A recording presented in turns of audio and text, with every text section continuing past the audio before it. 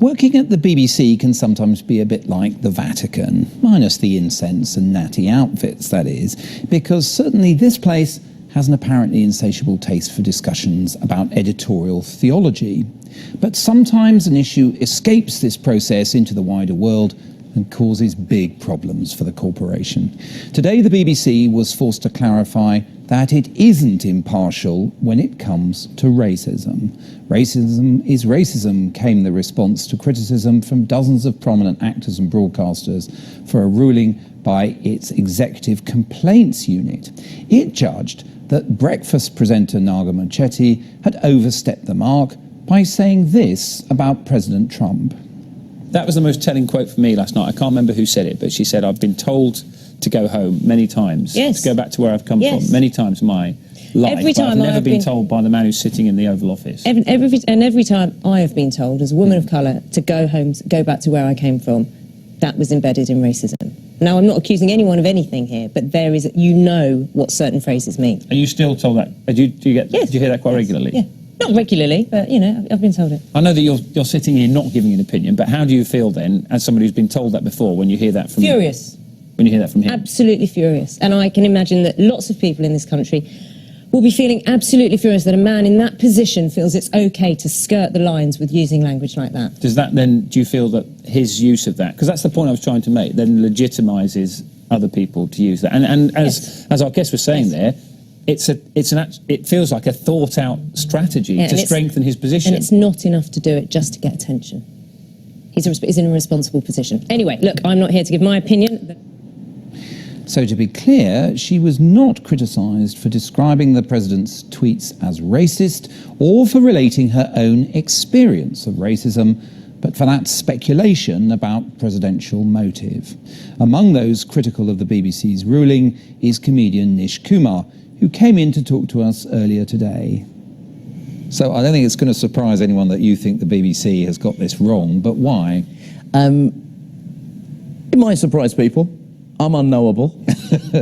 I felt that she gave quite a personal response that actually almost went out of its way to not call the president a racist. And I didn't feel that she had said anything more provocative in that area than Dan Walker had just said in the lead-in. It isn't News at 10, straight down the barrel of the camera, news delivery system. It is a more discursive thing, and he sort of instigated a conversation that she then picked up on. I mean, in that scenario, if she had not responded in any way, it would have looked very strange on television. I'm not sure how she was meant to respond in any other way. I mean, the judgment says it's okay to describe those tweets saying go back to where you came from as racist. Yeah. And indeed, we did that evening straightforwardly on Newsnight. Yeah. But it says that she strayed into the area of expressing opinion when she got into the motivation. Is that a distinction that's meaningful to you? I don't understand that rationale. What I would say, just as a larger point, is if the tweet is racist, then is the president not a racist? How do you... Are they suggesting that President Trump's Twitter account has become sentient? And if it has, that is a much larger concern for all of us. You do a topical comedy show. Sure. I mean, do you find the sort of heavy hand of editorial guidance, the BBC way of doing things, makes itself felt on your shoulder at times when you're preparing that show or editing it? We are given a degree of latitude in our show that news programmes simply aren't allowed. You know, editorial policy does have a say in our show, and our scripts are vetted by the BBC, and there are times where editorial policy does get involved, but it's... Do they get it wrong ever, do you think, or is the balance about right? I feel like the balance is about right. I feel like I am given a huge amount of leeway on the programme. I mean, I've described the Prime Minister of this country as a liar and a racist on the programme. So I can't be under that much pressure.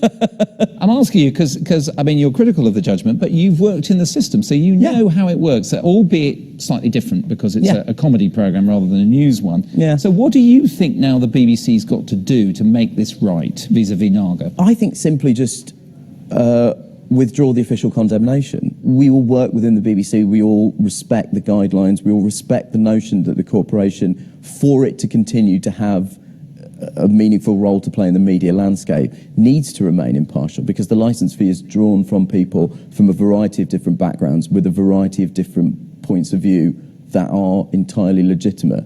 However, I can't see why we still have to treat racism as though it's a legitimate opinion. For me, racism is an issue on which there is a right and wrong side. Racism to me is like, it's like gravity. You know, there is a position that is correct and there is a position that's incorrect. It's a subject along which people have laid down their lives in defense of the idea that racism is unacceptable. You know, people protest over it, people are killed in wars because of it. And so the idea that we would still treat it as a talking point is absolutely bizarre to me. And, you know, I wouldn't deign to speak for all people of colour, but I can certainly speak for myself, members of my family and friends, where I say that we are sick and tired of our continued existence being something that is up for debate. Nish Kumar talking to us earlier today. We're almost out of time, but let's have